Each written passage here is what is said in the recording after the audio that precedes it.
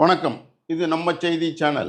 Cocaine என்ற போதைப் பொருளை வாங்கி பயன்படுத்தியது மற்றும் அதை வீட்டில் பதுக்கி வைத்திருந்தது தொடர்பாக ரோஜா கூட்டம் படத்தில் நடித்த நடிகர் ஸ்ரீகாந்த் 23ஆம் தேதி கைது செய்யப்பட்டு நீதிமன்ற விசாரணைக்கு பிறகு சென்னை புழல் மத்திய சிறையில் அடைக்கப்பட்டார்.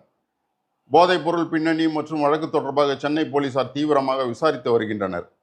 நடிகர் ஸ்ரீகாந்த் போலீசாரிடம் கொடுத்த வாக்குமூலத்தில், போதிய பட வாய்ப்புகள் இன்றியும் குடும்ப பிரச்சனையாலும் மன நிம்மதியின்றி இருந்தேன். அப்போது சினிமா வட்டார நைட் பார்ட்டிகளில் கலந்து கொண்டேன். அங்கு எனக்கு கிடைத்த கூடாத நட்புகளால் கோகைன் என்ற போதைப்பொருள் பழக்கத்திற்கு ஆளானேன். அதனால் அதை வாங்கி பயன்படுத்தி தவறு செய்துவிட்டேன் என்று தெரிவித்திருக்கிறார். மேலும், என் மகனுக்கு உடல்நிலை சரியில்லை, நான் அவரை கவனித்துக் கொள்ள வேண்டும், அதனால் எனக்கு ஜாமீன் வழங்க வேண்டும் என நீதிமன்றத்தில் கோரியிருக்கிறார். இந்த நிலையில் கழுகு படத்தில் கதாநாயகனாக நடித்த நடிகர் கிருஷ்ணாவையும் போதைப்பொருள் வழக்கு தொடர்பாக போலீசார் தேடி வருகின்றனர்.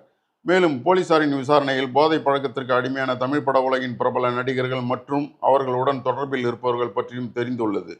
முன்னணி நடிகர் ஒருவர் அவர் நடத்தும் நைட் பார்ட்டிகளில் கலந்து கொள்பவர்களில் முக்கியமானவர்களுக்கு கோகைன் போதைப் பொருளை வழங்கி உற்சாகப்படுத்தி வந்ததும் போலீசாரின் விசாரணையில் தெரிய வந்துள்ளது.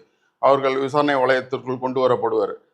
கோகைன் போதைப் பொருள் பிரச்சனையால் காற்றில் பறந்த கோலமாவு கண்ணில் பட்டு உறுத்துவது போல் கோலிவுட் வட்டாரம் கலக்கத்தில் உள்ளது.